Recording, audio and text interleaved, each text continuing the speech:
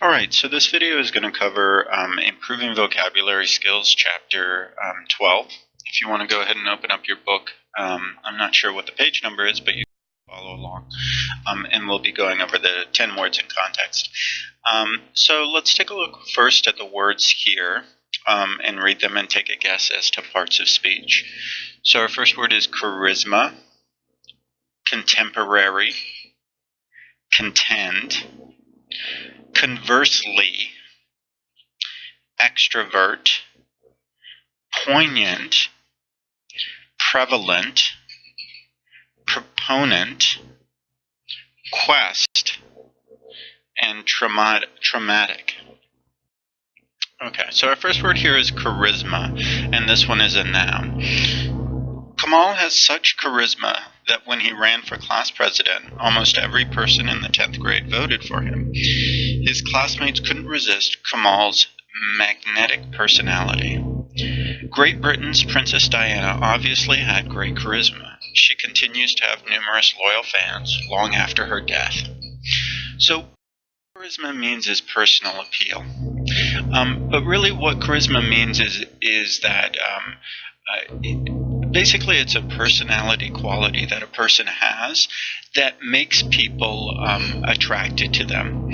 Sometimes we say that a person has a magnetic personality, right? So the idea is that people, just like a magnet, people are drawn to that person. So charisma is a positive thing.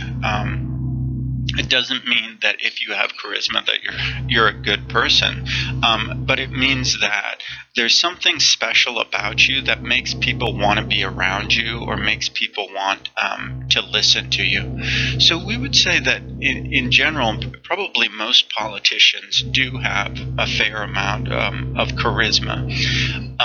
But that doesn't mean that, say, if you're a Democrat and there's a Republican candidate who has charisma, you may be drawn to that person if you were with them one-on-one, but it doesn't mean that you have to like what they have to say.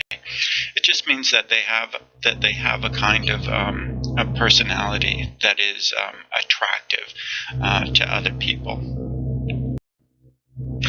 Our next word here is contemporary, and this is an adjective. Beth likes contemporary furniture, but her husband prefers antiques. My grandfather says that compared to kids in his day, contemporary youngsters are soft and lazy. So what contemporary means in this sense is it means today, or it means modern.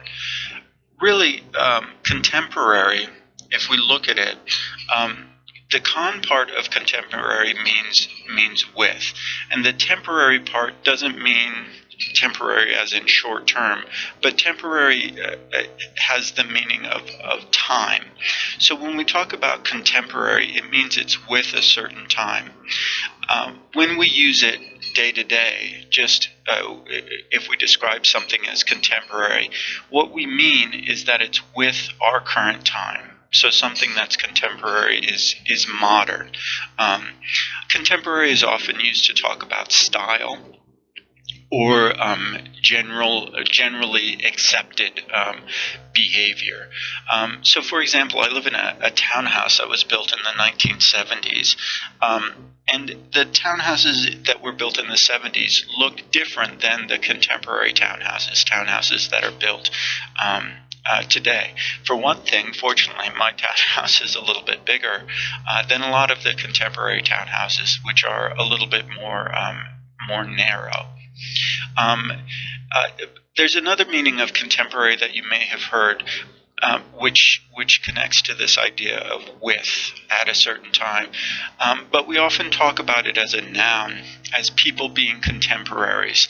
That means two people working in the same field or in the same area of study at the same time are considered to be contemporaries. Sorry, our next word here is contend, and this one is a verb.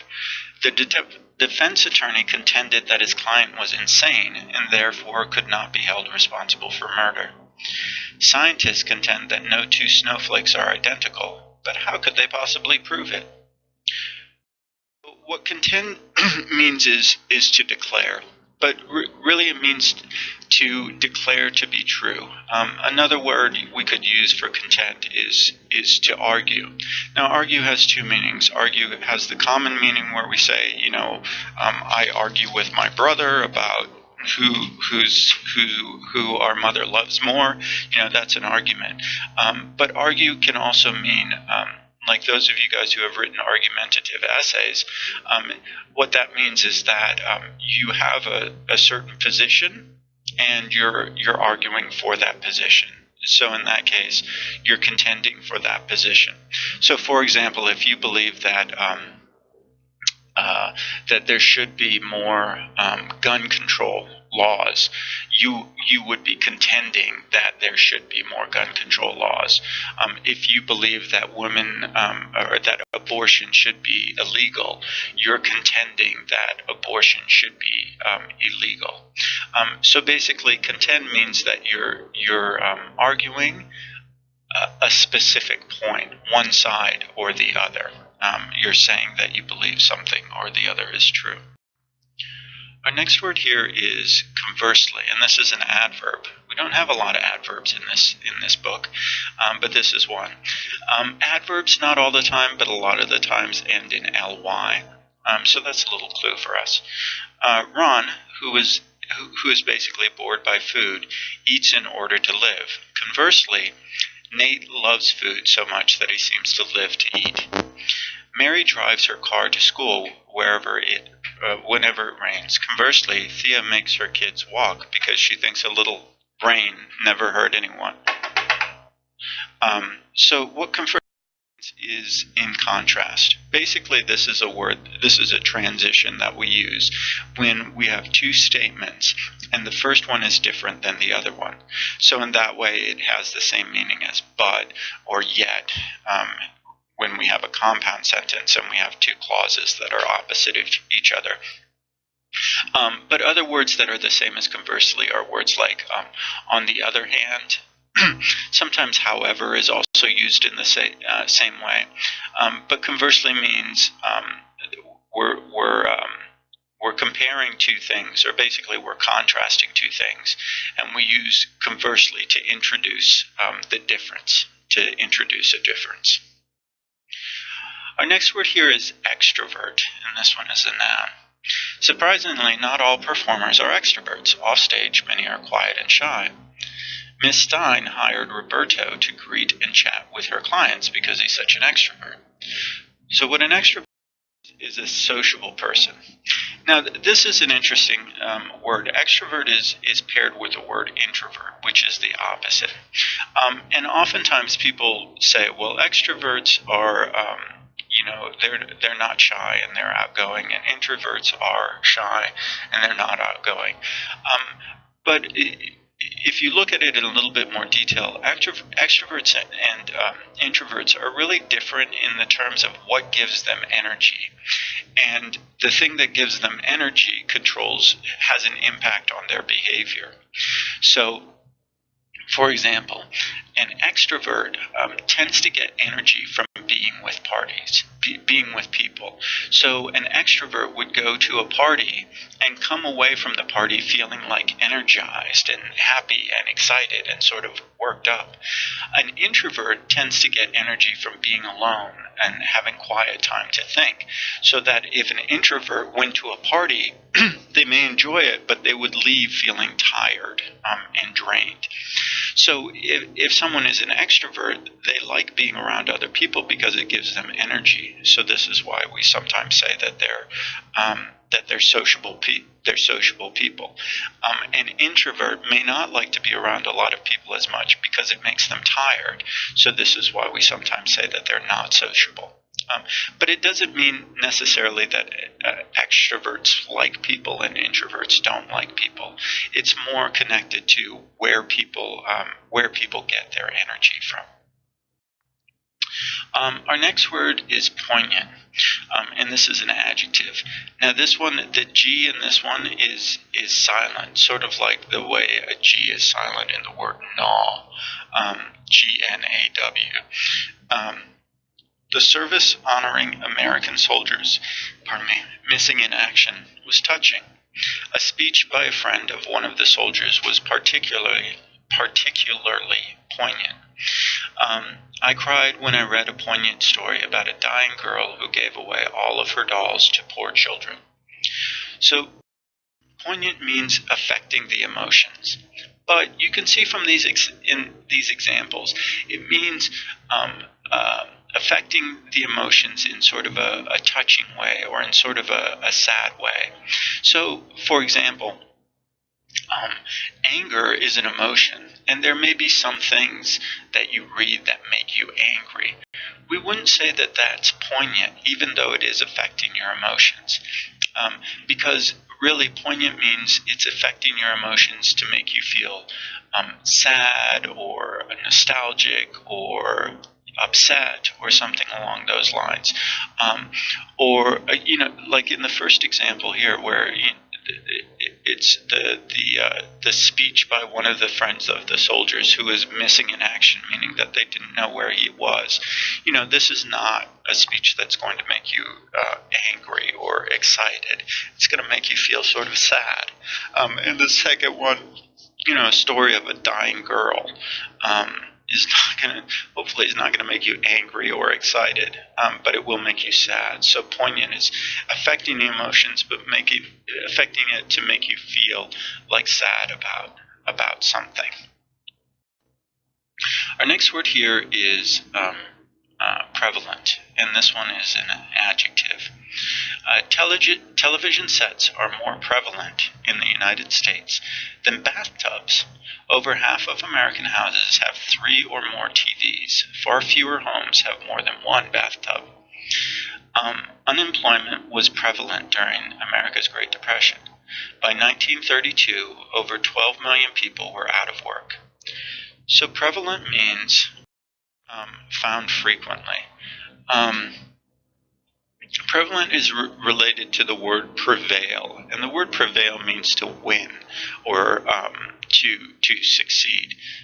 So prevalent means that whatever the thing you're describing, it means that there's a lot of them. Meaning that oftentimes we can say that there's a success in the business because there's a lot of them. So, for example, McDonald's in the United States are prevalent. There's lots of them all over the place. 7-Eleven is prevalent. There's lots of them all over there. People have been saying, in the United States, obesity is prevalent, meaning that there's a lot of it all over the place. So prevalent talks about, it can either be a physical thing like a business, or in the example like a television, or it can be a sickness or a problem. Or it can be, a positive thing. But the main thing is that it's found everywhere. A word that's related to this that I believe we studied before is ubiquitous, right? Ubiquitous means that it's everywhere, that something is all over the place. So prevalent is similar to ubiquitous. The next word here is proponent, and this is a noun. I voted for Senator Williams, a proponent of improved services for the elderly, because I feel that many older people need greater assistance. Although Elaine quit work to take care of her children, she's a proponent of employer-supported daycare.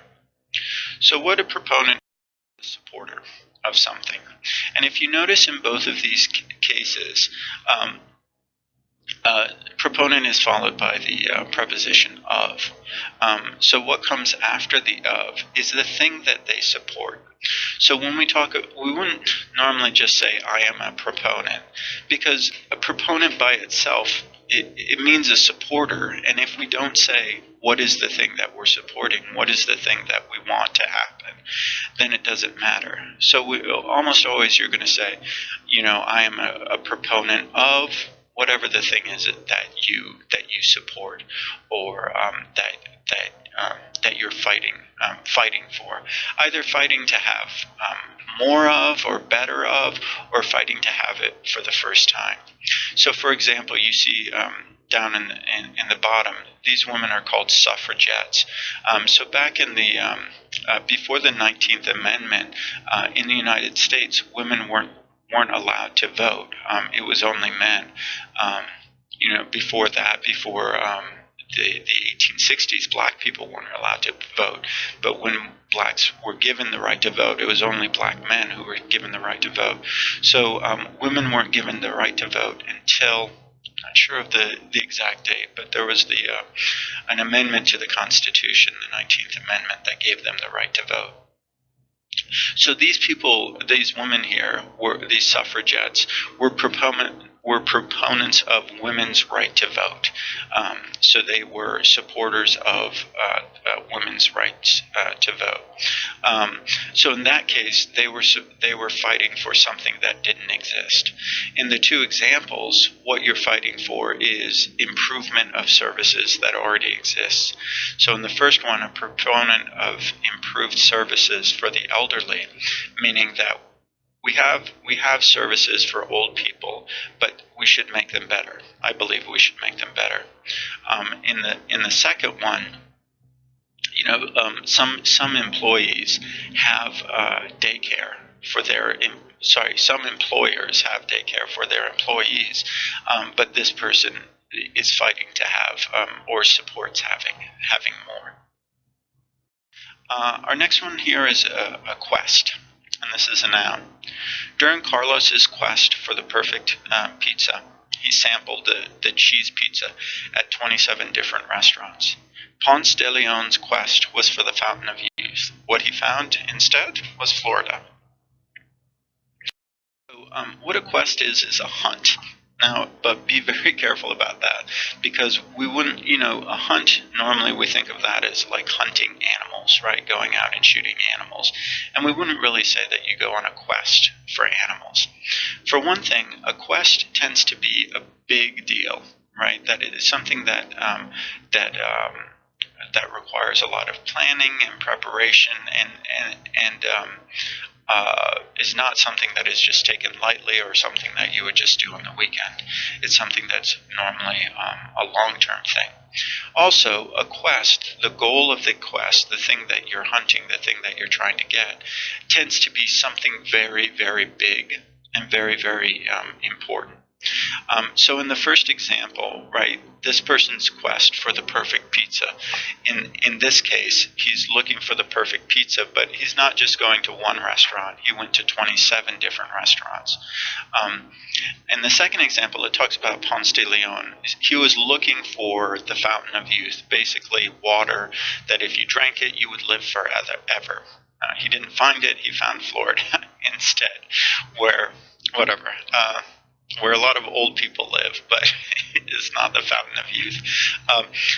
But another quest that you may have heard about is the Crusades, which were back in the Middle Ages, where people from Europe went into the Middle East, specifically what's now Palestine or Israel, where they wanted to capture the Holy Lands.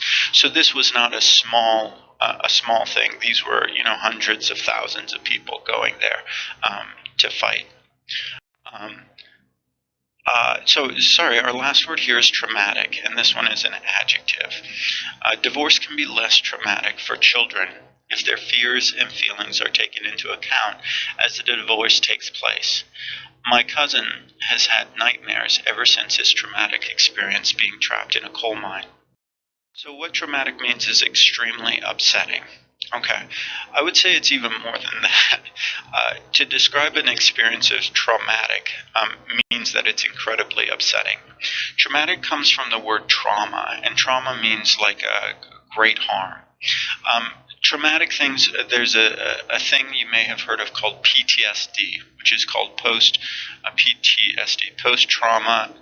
post-traumatic syndrome disorder. And this is what a lot of people have when they come back from a war. So they've been fighting in a war, and so they have these flashbacks to the time that they were in the war, even though they aren't right now. Traumatic situations are things that happen to you that cause a lot of pain and hardship to you. The thing that I think of right now is, with the war going on in Syria and the bombing and the destruction there, especially for children, it's incredibly traumatic. It's going to cause an upset or a pain that's going to last with these children for the rest of their lives. These are ideas and images that are always going to be with them. So that's something that is traumatic. Divorce can also be traumatic, especially if it's a messy one. Children, their whole lives are going to feel that pain and that upsetness from that trauma. Okay. All right. Great. So bring any questions that you have to class. Finish off all of the assigned works, and we'll see you in class. Take care. Bye.